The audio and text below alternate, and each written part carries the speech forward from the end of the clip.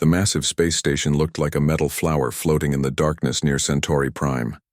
Its arms stretched out in all directions, each one bigger than most human cities. Ships from dozens of different worlds docked at the station every day.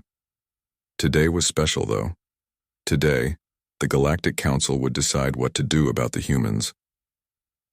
Taemin looked out the window of the human transport ship as they got closer to the station. He wore a simple black suit, the kind that human diplomats always wore to important meetings. His hands were steady, but his mind was working fast. He had read all the reports. He knew what the aliens thought about his people. They really built this thing to show off, said Admiral Hee-jin from behind him. She was tall for a human woman, with short black hair and sharp eyes that missed nothing. Her blue uniform had no decorations except for the small Earth symbol on her chest. The aliens always wore lots of shiny things to show how important they were. Humans kept things simple. Dongwoo, the third member of their team, was reading something on his tablet. He was younger than the other two, maybe 30 years old. His job was to remember all the small details that could matter later. The Council has 47 member species, he said without looking up. Humans have been asking to join for 12 years. And they keep saying maybe next time, Taemin replied. He had been to these meetings before. The aliens always smiled and made polite sounds, but they never said yes. Now they wanted to talk about peace. That usually meant someone was about to get told what to do. The docking was smooth. Human ships were built to work well, not to look pretty. The aliens who met them at the airlock tried not to show what they really thought, but Taemin could see it anyway. They looked at the humans like people might look at dogs that had learned to walk on two legs. Interesting, maybe even cute, but not really equal. The council chamber was huge. The ceiling went up so high that Taemin could not see the top. Representatives from dozens of worlds sat in floating chairs arranged in circles around a center platform. Each species had their own section. The humans got 3 chairs in a corner where the lighting was not very good. Chancellor Grixtal of the Vorthak Empire sat in the biggest chair, right in the center of everything. The Vorthak looked like giant lizards that had learned to walk upright. Their skin was dark green and covered with small scales that caught the light. Grixtal was old, even for his species. He had been leading the council for over 50 Earth years. Next to him sat Speaker Velandra of the Luminari. Her people looked almost human, except their skin glowed with a soft blue light, and their eyes were completely white. They claimed to be the oldest species in the galaxy. They acted like they knew everything about everything. The humans may approach, Grixtal said. His voice was deep and rough, like rocks grinding together. A translator device turned his words into human language, but the tone still came through. It was the voice of someone talking to a child who had been naughty. Taemin walked to the center platform with Hee-jin and Dongwoo following behind him. The platform rose up from the floor until they were level with the first ring of alien representatives. Hundreds of eyes watched them. Some were curious. Most looked bored. A few seemed annoyed that their time was being wasted. "Thank you for this opportunity to speak," Taemin began. He had practiced these words many times. Humanity comes seeking peace and understanding with all the peoples of the galaxy. Something that sounded like laughter came from the section where the Krillian representatives sat. The Krillians looked like huge insects with too many arms. One of them was making clicking sounds that the translator said meant amusing. Grixtal raised one clawed hand and the chamber became quiet. Yes, we know why you are here. Your species has been expanding at a rate that concerns many council members. You have established colonies on over 200 worlds in just the last 50 years. We have been careful to avoid worlds claimed by other species, Taemin replied. Every human colony was established on worlds that were empty or that no one else wanted. Empty by your standards, said Velandra. Her voice was like music, but cold music. Your people seem to think that any world without cities is free for the taking.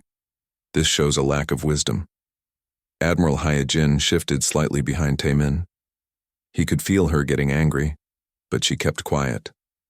That was the plan. Let him do the talking unless things went very wrong. We have always been willing to talk with anyone who had prior claims, Taemin said. We are here today because we want to be good neighbors. Good neighbors follow the rules, said a new voice. Ambassador Thekmore of the Hegemony floated forward, in his chair. The Hegemony species looked like they were made of living metal. Their faces never changed expression, which made them hard to read. Rules that have kept peace in this galaxy for 3,000 years. We respect those rules, Taemin replied. But humanity was not part of making those rules. We would like to help write new rules that work for everyone. More of that clicking laughter from the Krillian section. Other representatives were making sounds too. The translators were working hard to keep up. Most of what they were saying was not nice. Grixtal made the hand gesture again, and the chamber went quiet. This brings us to why we called this meeting.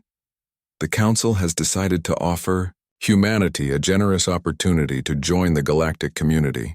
Dongwu stepped forward and handed Taemin a datapad. On it were the terms the Council wanted to discuss. Taemin read them quickly, then read them again more slowly. He kept his face calm, but inside he was shocked. You want us to give up 70% of our colonies, he said. The colonies on worlds that are too close to established civilizations, Grixtal replied, for the safety of all, and accept Council oversight of our military forces to ensure that human expansion follows proper protocols in the future, and limit human ships to certain approved routes through space. The galaxy is a dangerous place. It would be terrible if human ships got lost. Taemin looked up from the datapad. Around the chamber, alien representatives were watching him with interest now. They wanted to see how the human would react to being put in his place. These terms would make humanity a client state of the Council, Taemin said carefully. Not a member, not a partner, a client. A protected client, Valandra said with that musical voice. There are many benefits to Council protection. Trade opportunities, access to technology, safety from the dangers that exist beyond Council space. In exchange for our independence. In exchange for guidance from species who have been traveling the stars since before your world had written language, Grixtal said. His tone was getting sharper now. Your species has done well for such a young civilization, but there are things you do not understand, ways of doing things that have worked for thousands of years. Admiral Hyejin stepped forward slightly. Taemin could hear her breathing change. She was trying very hard to stay calm. We understand that this might seem restrictive, said another voice. Ambassador Yiltar of the Commerce Guild was speaking now.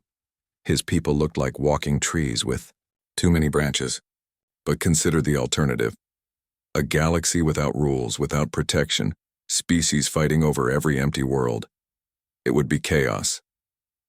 The way humans fight, added someone from the back. Taemin could not see who said it, but the translators picked it up. Humans do not seek conflict, Taemin said, his voice still calm. We have never attacked another species. We have never claimed worlds that belong to others. Yet, said Grixtal.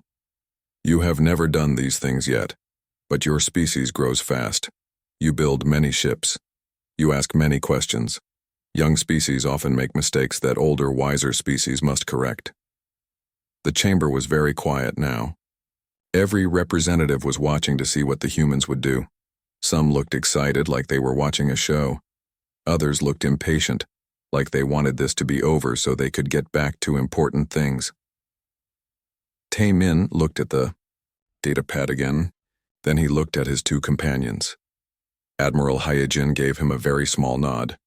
Dongwu was still reading his tablet, but Taemin could see the anger in his eyes. The human government will need time to consider these terms, Taemin said finally. Of course, Grixtal replied. Take all the time you need, but do not take too much time. The galaxy moves forward with or without human participation. The platform began to lower, carrying the three humans back down to floor level. As they walked toward the exit, Taemin could hear the alien representatives starting to talk among themselves. He did not need a translator to know what they were saying. They thought the humans would accept the terms. They thought humanity had no choice. Maybe they were right. Maybe they were wrong. But Taemin knew one thing for certain. The next few days were going to change everything. 3 days had passed since the council made their offer. 3 days of meetings that went nowhere. 3 days of aliens explaining to humans why they should be grateful for the chance to give up most of what they had built. Taman sat in the small room the council had given to the human delegation. The walls were gray metal and there were no windows. It felt more like a prison cell than a place for important guests. He suspected that was the point. They are not even trying to hide it anymore, Admiral Hyojin said. She was standing near the door, her arms crossed. That Krillian ambassador actually called us primitive apes yesterday, right to my face. Dongwu looked up from his tablet. He had been taking notes on everything that happened in the meetings. The Luminari representative said humans lack the wisdom to govern themselves. The Vorthak Chancellor said we are too young as a species to understand galactic politics, and the Commerce Guild keeps talking about how much money we could make if we just accept their trade rules, Taman added. Rules that would let them control what we buy and sell. The door opened, and a Vorthak guard looked in. Council session. Begins in 10 minutes, he said in his rough voice. Then he left without waiting for an answer. Taman stood up and straightened his black suit. Last chance for them to show some respect. You think they will? Hyojin asked. No, Taman replied. But we have to give them the opportunity. The 3 humans walked through the corridors of the station toward the council chamber. Other species moved out of their way, but not in a polite manner. It was more like people avoiding something unpleasant. A few aliens stared at them openly, like they were looking at animals in a zoo. The chamber was full when they arrived. All the representatives were in their floating chairs talking among themselves. The noise was incredible. Dozens of different languages being spoken at once with translator devices working overtime to keep up. Chancellor Grixtal raised his clawed hand, and the chamber became quiet. The humans may approach, he said, just like he had 3 days ago. Taemin walked to the center platform with his companions. The platform rose up, carrying them to where everyone could see them.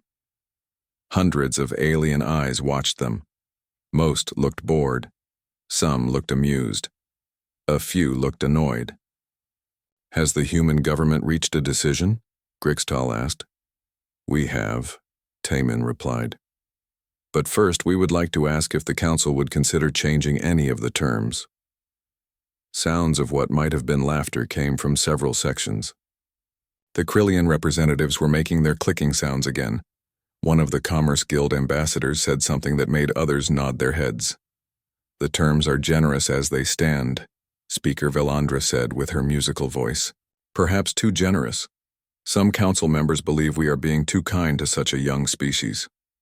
Too kind, Admiral Hyojin said before she could stop herself. Taemin looked back at her with a warning in his eyes, but it was too late. Yes, too kind, said Ambassador Thekmore from his floating chair. Most species must prove themselves worthy of council protection over many centuries. We are offering humans this opportunity after only 50 years in space. An opportunity to give up our independence, Dongwu said quietly. An opportunity to learn from your betters, Grixtal replied sharply. Your species has done well for primitives. You have built ships that actually work. You have established colonies without killing yourselves. You have even learned to trade with other species without starting wars. This is impressive for such a young civilization. The way he said it made it clear that he thought humans were like children who had learned to tie their shoes. Clever for babies, but nothing special. But you still act like children, Velandra continued. You think you can do whatever you want without consequences. You think the galaxy should change to accommodate your wishes. This is not how civilized species behave. Taemin felt something cold growing in his chest. It was not anger exactly. It was something harder and colder than anger. And how should civilized species behave? They should accept guidance from those who know better, Grixtal said. They should be grateful for the wisdom of older, more experienced civilizations. They should understand their place in the order of things. Our place, Taemin repeated slowly. Yes, your place. Every species has a place in the galactic community. Some lead, Some follow, some provide resources, some provide labor. The wise species learn their place quickly and prosper within it. And what place do you see for humanity? Grixtal made a sound that might have been satisfaction. Humans are good at building things, good at fighting when necessary, good at following orders when properly motivated. These are useful qualities. Under council guidance, humanity could become very valuable indeed. The chamber was completely silent now. Every representative was watching the humans carefully. This was the moment they had all been waiting for. The moment when the upstart humans would bow their heads and accept their place in the order of things. Taemin looked around the chamber slowly. He saw alien faces that ranged from smug satisfaction to barely concealed contempt. He saw species that had ruled the galaxy for thousands of years, who could not imagine that anyone would dare to challenge their authority. He thought about Earth, with its blue oceans and white clouds. He thought about the human colonies scattered across 200 worlds. He thought about the ships being built in orbital yards around a dozen stars. He thought about children who would grow up to explore the galaxy. "I see," Taemin said finally. "Thank you for making your position so clear." Something in his tone made Chancellor Grixtal lean forward in his chair. "And what is the human response to our generous offer?" Taemin reached into his jacket and pulled out a small device. He pressed a button and a holographic document appeared in the air above the platform. The aliens could all see it clearly. "This is a formal notification to the Galactic Council," Taemin said in a calm, clear voice. "The human government thanks the Council for their time and consideration. However, we must respectfully decline your offer." The chamber erupted in noise. Alien representatives were talking all at once, their voices rising in surprise and anger. Several were standing up, in their floating chairs. The translator devices were working so hard they started to smoke. Grixtal made his hand gesture, but it took several tries before the chamber became quiet enough for him to speak. "You decline?" he said, his voice full of disbelief. "We do," Taemin replied. "You understand what this means?" Vilandra asked. Her musical voice was not so pretty now. "You understand that the Council's protection will not be available to you?" "We understand. You understand that trade agreements with Council members will be difficult to arrange?" "We understand. You understand that your expansion into new territories will be problematic without Council approval?" "We understand." Dongwu stepped forward and began collecting the data pads and documents they had brought. Admiral He-jin stood at attention, her eyes straight ahead. They looked like soldiers getting ready to leave a battlefield. "This is foolishness." Ambassador Yiltar of the Commerce Guild stood up in his chair, his tree-like branches waving in agitation. "Your species cannot survive alone in the galaxy. You need Council protection, you need Council trade, you need Council guidance." "Perhaps," Taemin said, "but we would rather find out what we can do on our own than accept what you are offering." "Pride," said Thekmor with his unchanging metal face. "Pride is the downfall of young species. You think you are stronger than you are. You think you are smarter than you are. You think the galaxy will bend to your will because you have built a few ships and conquered a few empty worlds." "Maybe you are right," Taemin replied. "Maybe we are too proud. Maybe we are making a terrible mistake. But it will be our mistake to make." Grixtal stood up in his chair to his full, impressive height. His scales caught the light as he spread his arms wide. "You will come crawling back," he said, his voice echoing through the chamber. "Within one cycle, maybe two, you will realize that you cannot stand alone. You will beg for Council protection. You will accept terms far worse than what we offer today." Taemin looked up at the alien chancellor. For a moment their eyes met across the space between the platform and the floating chair. When Taemin spoke, his voice was quiet, but everyone in the chamber could hear him clearly. "We shall see." The platform began to lower, carrying the three humans back down to floor level. As they walked toward the exit, the alien representatives started talking again, but this time the tone was different. This time there was less amusement and more confusion. At the door, Taemin stopped and turned back to face the chamber. "Thank you again for your time," he said politely. We wish the Council success in all their future endeavors." Then the three humans walked out of the chamber, leaving behind hundreds of aliens who suddenly realized they had no idea what would happen next. In the corridor outside, Admiral Hyojin let out a long breath. "Well," she said, "that is that." "Yes," Taemin replied. "Now the real work begins." Dongwu was already typing something on his tablet. "I will send the message to Earth. They will want to know immediately." As they walked toward their ship, Taemin could hear the noise from the council chamber getting louder. The aliens were arguing among themselves now, trying to figure out what the humans were really planning. 6 months had passed since the humans walked out of the council chamber. 6 months of waiting for the desperate messages that never came. Chancellor Grixtal stood in his private office aboard the council station, looking out at the stars. His clawed hands were clasped behind his back and his scaled face showed deep thought. The reports on his desk made no sense. "Tell me again," he said to the aide standing behind him.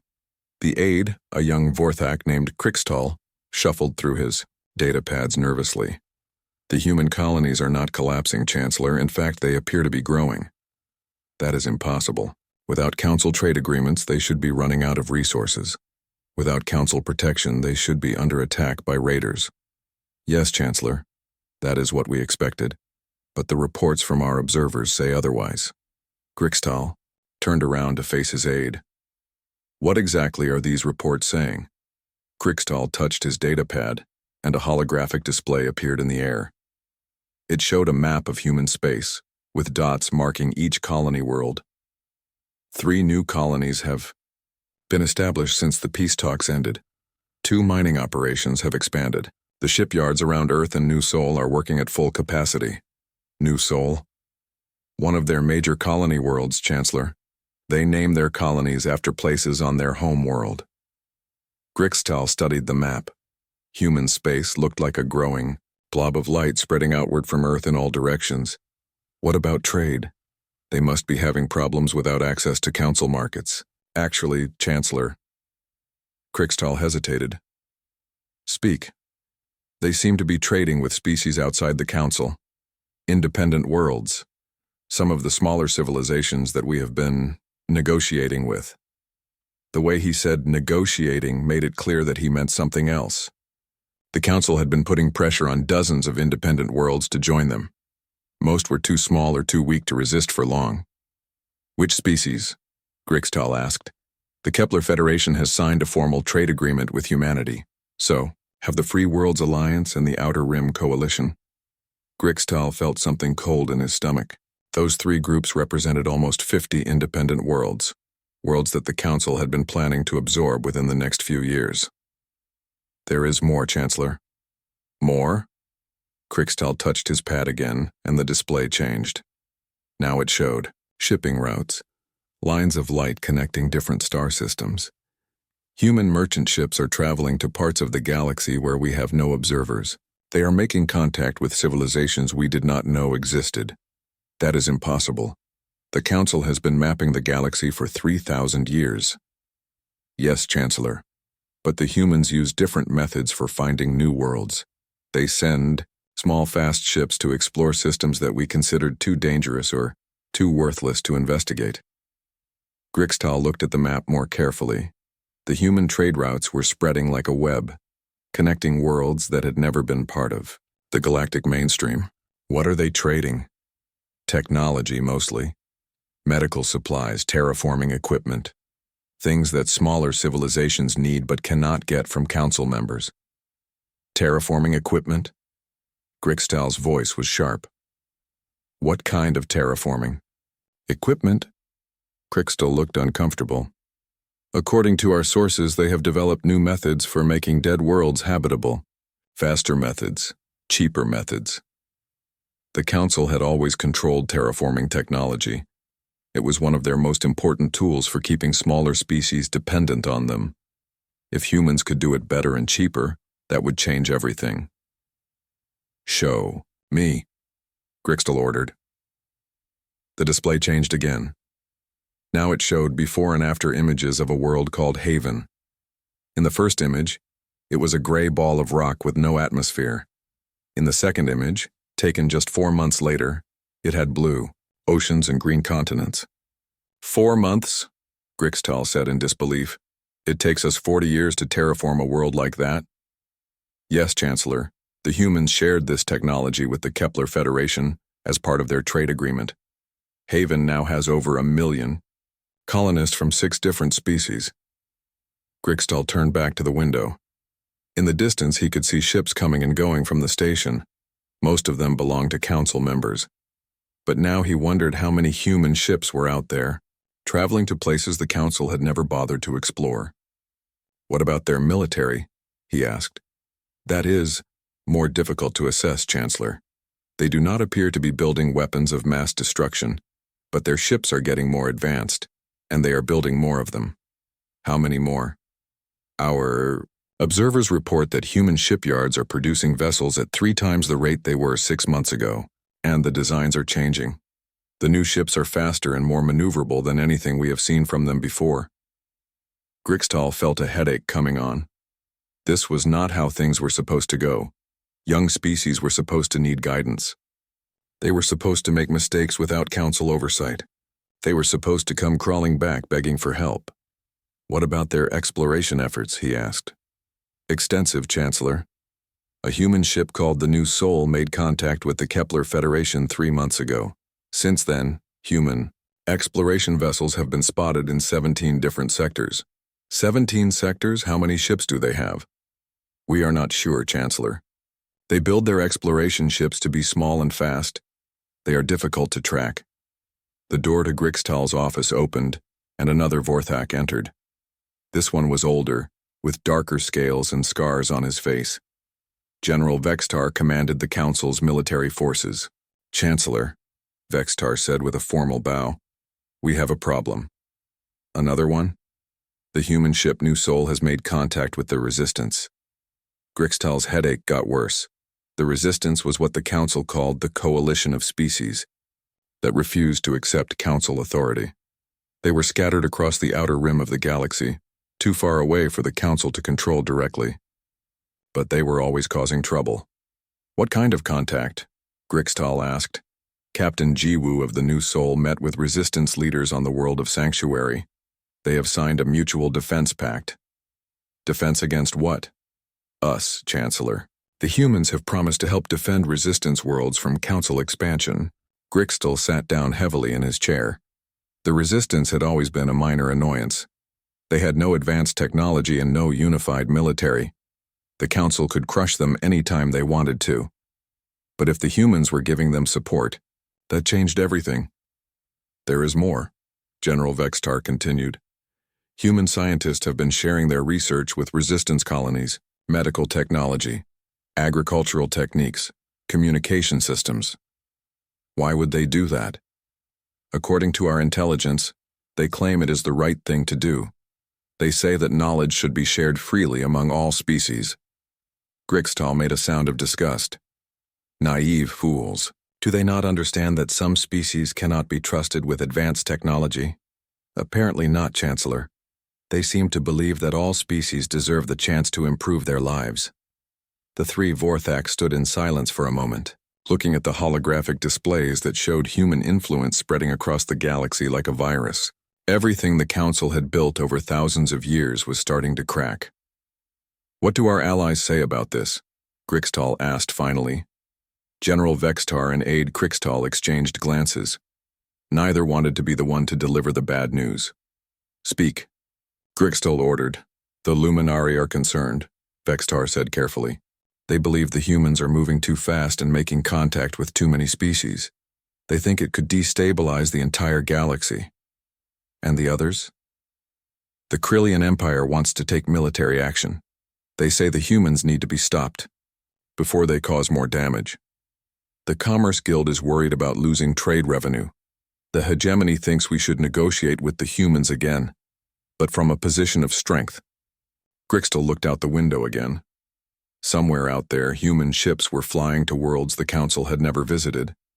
Human colonists were building cities on planets the Council had ignored.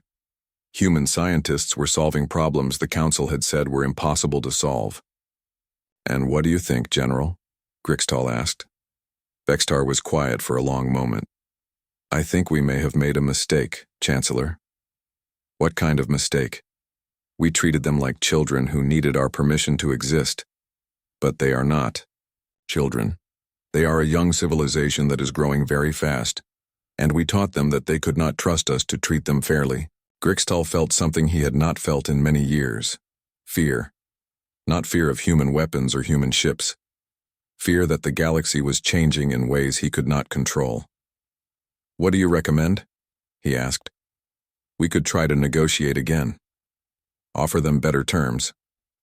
And if they refuse, then we will have to decide how far we are willing to go to maintain council authority. Grixtal closed his eyes. When he opened them again, his face showed the determination that had made him Chancellor. Schedule a meeting with the full council. It is time to discuss our options. As his subordinates left the office, Grixtal remained at the window. The stars looked the same as they always had. But he knew that everything was changing. The galaxy that the council had ruled for 3,000 years was becoming something new, and the humans were at the center of it all. 1 year had passed since the humans walked away from the council table.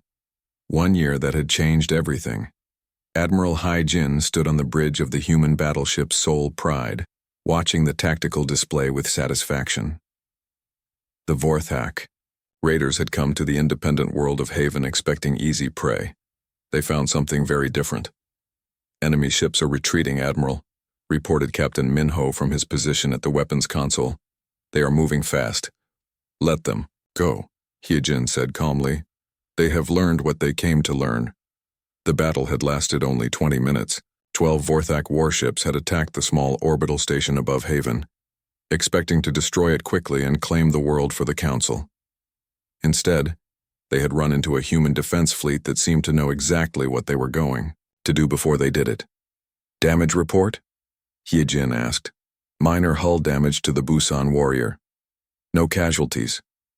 The Haven station is undamaged. Hyejin nodded.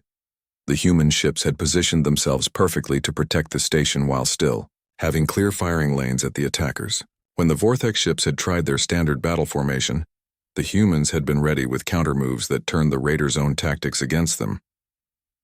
Admiral, called Lieutenant So Young from the communication station.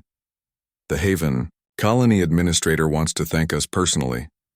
Tell them we were happy to help, Hyejin replied, and remind them that the defense agreement covers all members of the Haven Coalition. The Haven Coalition was one of many such groups that had formed over the past year, independent worlds that had banded together for mutual protection, with human military advisors helping them plan their defenses. The Council had been trying to absorb these worlds one by one for decades. Now they were finding that much more difficult. Set course for New Incheon, Hyejin ordered. General Minho will want to see our battle recordings. The Soul Pride and its escort ships turned away from Haven and jumped to hyperspace. Behind them, the rescued colony continued its work of turning a dead world into a garden. The terraforming equipment the humans had provided would have the atmosphere breathable within another year. On New Incheon, General Minho was studying reports from across the galaxy. His office was simple and functional, like everything humans built. Maps covered the walls showing human space in the expanding network of allied worlds. The pattern is becoming clear, he said to his aide, Colonel Byung-soo. The Council sends raiders to attack independent worlds that refuse to join them. When the worlds call for help, Council forces arrive just in time to drive off the raiders. Then they offer protection in exchange for membership. Protection from the same raiders they sent in the first place, Byung-soo noted. Exactly. It is an old game. But it only works if the target worlds have no other option. And now they do. Minho touched his tablet and the wall display changed to show recent battles. Dozens of small conflicts across the outer rim, all following the same pattern. Council forces or their allies would attack. Human ships would arrive to help defend. The attackers would retreat, usually without achieving their objectives. The humans are making the Council's expansion much more expensive, Byung-soo observed. That is the idea. We cannot fight the entire Council directly, but we can make sure that their victims have help when they need it. The door opened and a young human officer entered. "General, we have a priority message from Earth." Min-Ho took the datapad and read quickly. His expression grew serious. "The Council has demanded a meeting with Director Tae-min. They say they want to discuss human interference in galactic affairs." "Are we interfering?" Byung-soo asked with a slight smile. "Of course we are," Min-Ho replied. "The question is what they plan to do about it." Meanwhile, in a secret laboratory hidden inside an asteroid in the Outer Rim, Dr. So-young was making discoveries that would have shocked the Council. The ancient ruins she had found on the dead world of Kepler 442b were older than anyone had imagined. "The carbon dating confirms it," she said to her research team. "These structures were built at least 50,000 years ago. That predates the earliest known Council civilization by 20,000 years. Her assistant, Dr. Jin Woo, looked up from his analysis computer. "The technology is incredible. Look at these power generation systems. They are more efficient than anything the Council uses today." "More efficient than anything anyone uses today," So-young corrected. "These people, whoever they were, had solved problems we are just beginning to understand." The ruins covered an entire continent on the dead world. Massive cities built with materials that seemed to absorb and redirect energy in ways that current science could barely explain. The people who built them had disappeared long ago, but their technology remained. "Have you been able to activate any of it?" So-young asked. "Some of the smaller devices. We found what appears to be a medical scanner that can diagnose diseases we do not even have names for, and a manufacturing unit that can create materials atom by atom." So-young felt excitement growing in her chest.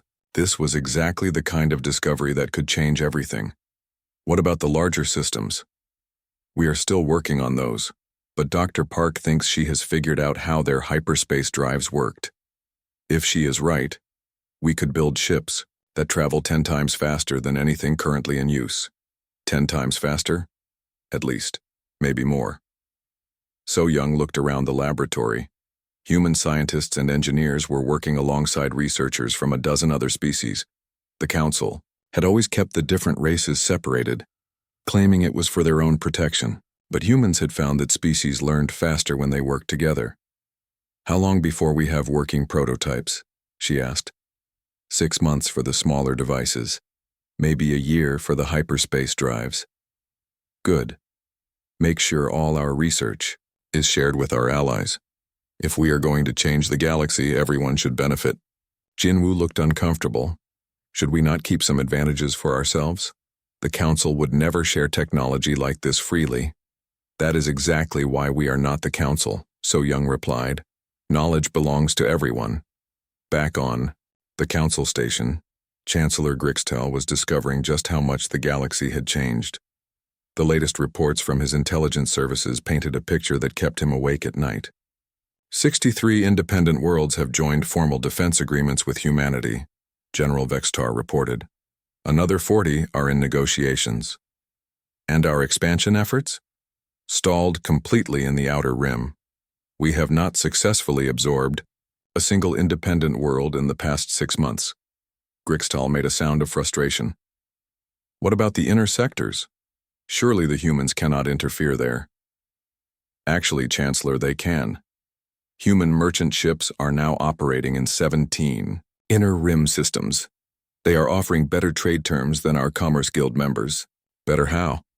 Lower prices, faster delivery, more flexible contracts, and they do not require exclusive trading rights. Grixtal felt his headache returning. The Council's control had always been based on economic dependence as much as military force. If species could get better deals from humans, why would they stay loyal to the Council? What about their military capabilities? He asked. General Vexistar touched his datapad and battle recordings appeared on the wall display. This is from the Haven incident 3 days ago. 12 of our ships against 6 human vessels. Grixital watched in growing dismay as the human ships moved with perfect coordination, anticipating every Vorthak maneuver and countering it immediately. The Council ships were forced to retreat in less than 20 minutes. How did they know what we were going to do, he asked. We are not sure, Chancellor. But human military tactics are unlike anything we have seen before. They seem to think several moves ahead of their opponents. And their technology? advancing rapidly. Their newest ships are faster and more maneuverable than ours. Their weapons are more accurate. Their shields are more efficient. Grixtal stared at the frozen image of human warships protecting an independent world. A year ago, those ships would have been fleeing from Vorthak raiders. Now the raiders were the ones running away. "What do our allies recommend?" he asked. "The Luminari want to send a diplomatic mission to Earth. They believe the humans might be willing to negotiate if approached properly. And the others? The Krelian Empire wants to declare war on humanity immediately. The Commerce Guild wants to offer better trade terms to compete with human merchants. The hegemony suggests we try to divide the humans from their allies."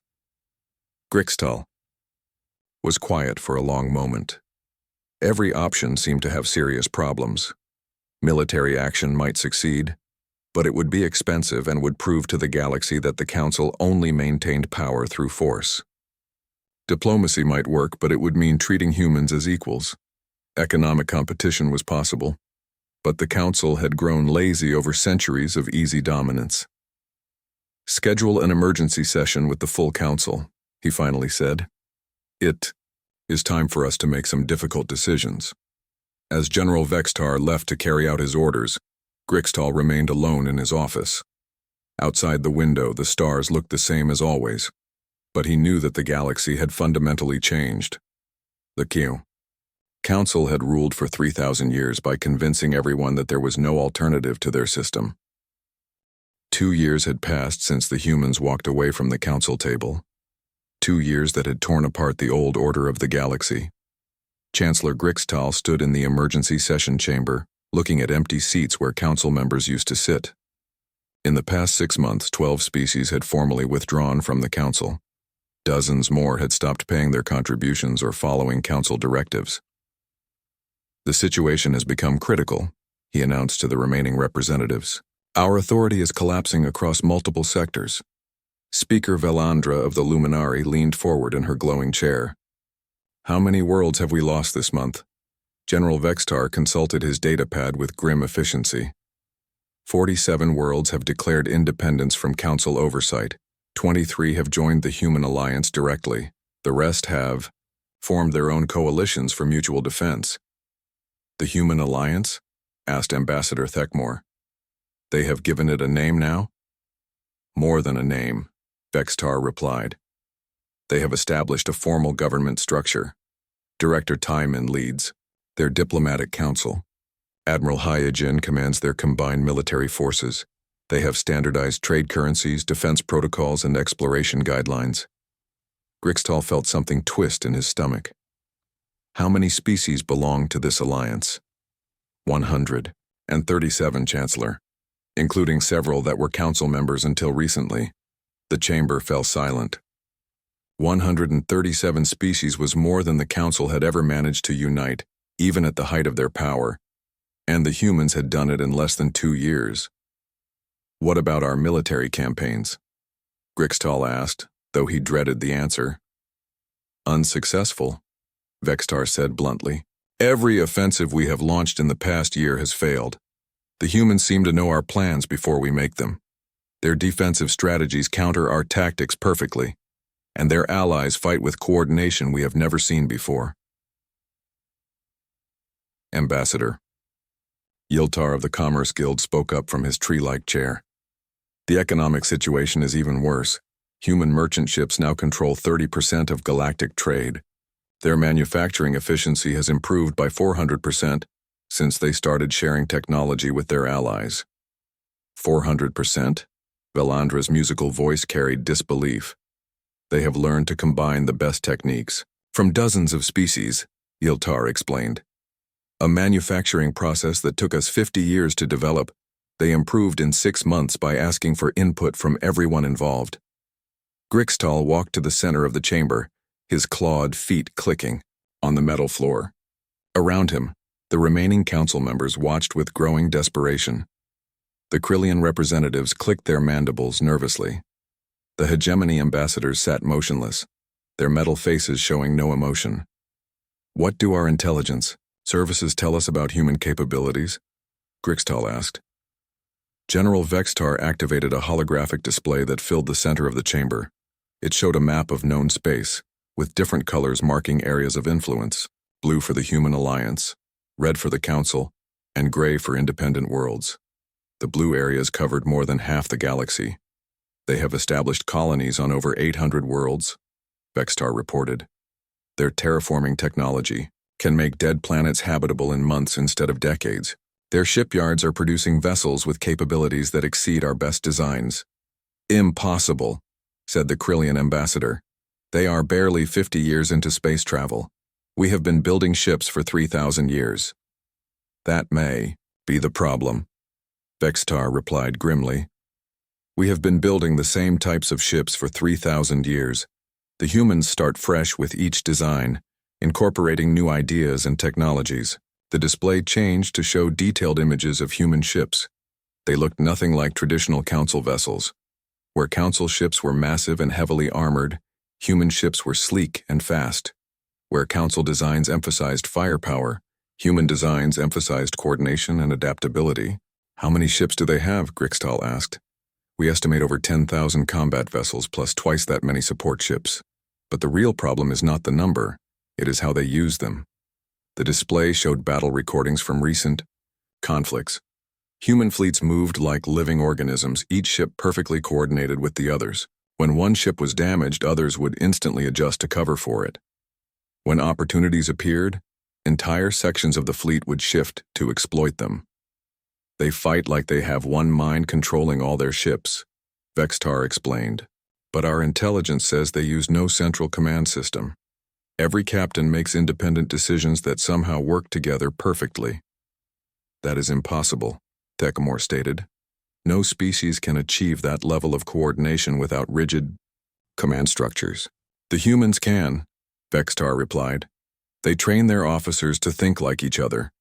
They share information constantly. They trust each other to make good decisions. Grixtal studied the recordings. He had seen Council fleets in action many times. They were powerful and disciplined, but they moved like machines.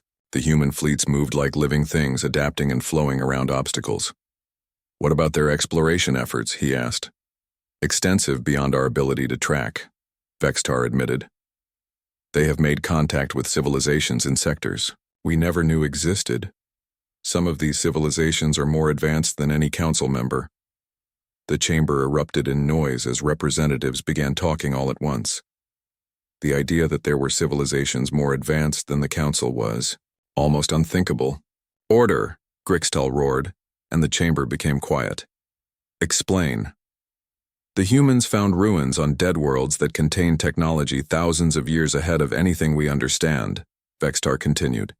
They have shared this technology freely with their allies, medical devices that can cure diseases we consider incurable, manufacturing systems that can create materials at the atomic level, hyperspace drives that travel 10 times faster than our best ships. 10 times faster? Yes, Chancellor. The newest human ships can cross the galaxy in weeks instead of months. Grixtal felt the weight of 3,000 years of history pressing down on him. The Council had ruled by being the most advanced, the most powerful, the most organized force in the galaxy. If humans could field better technology and build stronger alliances, what did the Council have left? There is more, Vextar said reluctantly. More? We have intercepted communications from several Council member species. They are considering joining the Human Alliance. Which species? The Centauran Federation, the Spiral Arm Republic, the Outer Colony Collective. Grixtal closed his eyes. Those three groups represented almost a quarter of the Council's military strength and economic base. If they left, the Council would barely control 1/10 of the galaxy. Why? He asked quietly. Why are they abandoning us for the humans? Valandra answered in her musical voice, but for once it sounded sad instead of proud. Because the humans offer them something we never did. What? Respect, partnership, the chance to be part of something they help build instead of something that controls them. The chamber was completely silent now. Every representative understood what that meant. The Council had always ruled by making other species dependent on them. The humans were succeeding by making other species partners with them. What do you recommend? Grixtel asked his military commander. General Vextar was quiet for a long moment. I recommend we contact Director Taemin immediately and request negotiations. On what terms? Any terms he is willing to accept. The words hung in the air like a death sentence. The mighty Galactic Council, rulers of the galaxy for 3 millennia, reduced to begging for talks with a species they had dismissed as primitive. Children. And if he refuses? Grixtal asked. Then we will have to decide whether to fight a war we cannot win or accept that our time is over. Grixtal looked around the chamber at the remaining council members. He saw fear in their eyes. Fear, and the slow realization that everything they had built was crumbling around them. Send the message, he said finally. Request immediate negotiations with the Human Alliance leadership. Tell them we are prepared to discuss full partnership terms. Yes, Chancellor. As the session ended and representatives filed out of the chamber, Grixtal remained alone. He walked to the large window that looked out at the stars and thought about the message that would soon be sent. 3 days later, the response arrived. It was brief and devastating. The Human Alliance thanks the Galactic Council for their interest in negotiations. However, we must respectfully decline. The Council had the opportunity to work with humanity as equals when we first sought galactic partnership. You chose instead to treat us as inferiors seeking your approval. We no longer require either your approval or your partnership. Humanity and our allies will continue building a better galaxy, one based on mutual respect rather than ancient hierarchies.